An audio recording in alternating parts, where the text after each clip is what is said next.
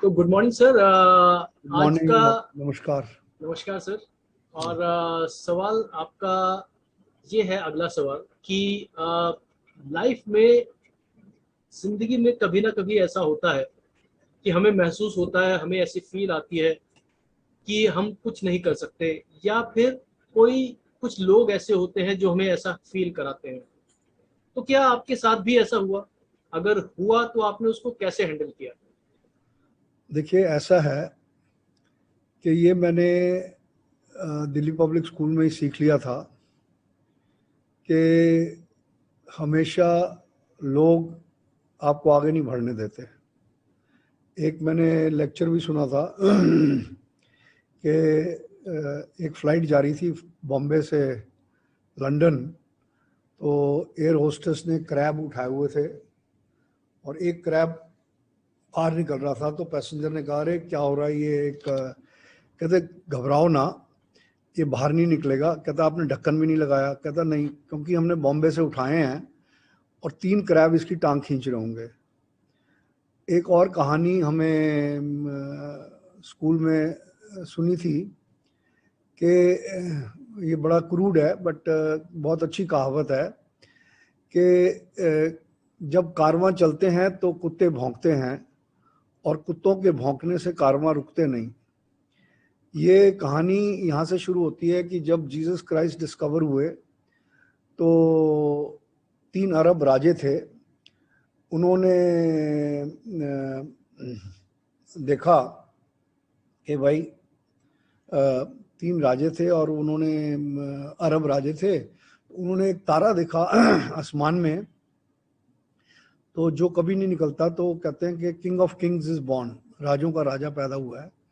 तो वो एस्ट्रोनॉमी में बड़ा बिलीव करते थे उस ज़माने में। तो वो तीनों राजे अपने ऊँटों के ऊपर कारवां के साथ चले गए। तो जो राजे चलता है उसके साथ पानी, खाना, उसकी सिक्योरिटी, उसके कुक, उसका वो सारा पूरा कारवां चलता है।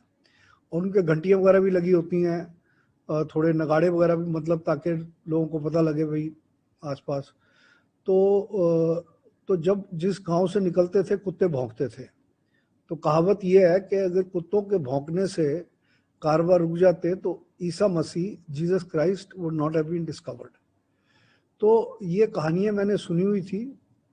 ये देखो, ऐसा है, life is full of challenges, right.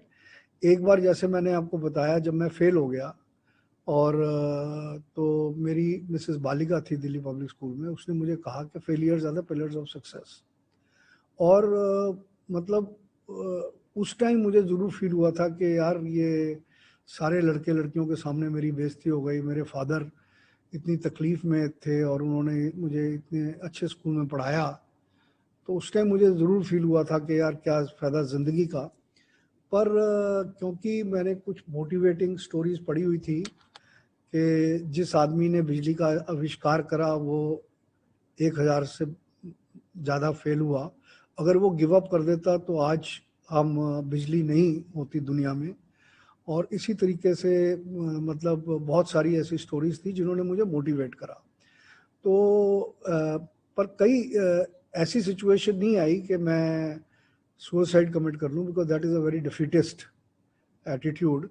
But ये ज़रूर हुआ, कई बार बड़ा निराश होता था जब हमारी थिएटर कम्युनिकेशन बिल्डिंग टूटी। मेरी नई नई शादी हुई थी, उस टाइम भी मुझे बहुत ज़्यादा डिसअपॉइंटमेंट हुई कि मैंने ये जिम्मेवारी ले ली, घर की कोई सपोर्ट थी नहीं। हम घर छोड़ के अपना किराए के छोटे से मकान में रह रहे थे। तो उस टाइम भी जब बिल्डिंग टूटी, मैंने कहा और कोई सोर्स ऑफ इनकम नहीं है, बट हिम्मत नहीं हारी। हिम्मत मर्द मर्द खुदा। तो ये सारी जो मोटिवेटिंग चीज़ें हैं ये बच्चों को सिखानी चाहिए, और इनकी वजह से ही मैं आगे लड़ता रहा और आगे बढ़ता रहा। तो मैं नहीं समझता कि कोई ऐसी सिचुएशन आई। अगर ऐसी सिचुएशन आई तो आज मैं जहाँ थोड़ा बहुत भी पहुँचा हूँ, यहाँ बिल्कुल नहीं पहुँचता। जी सर।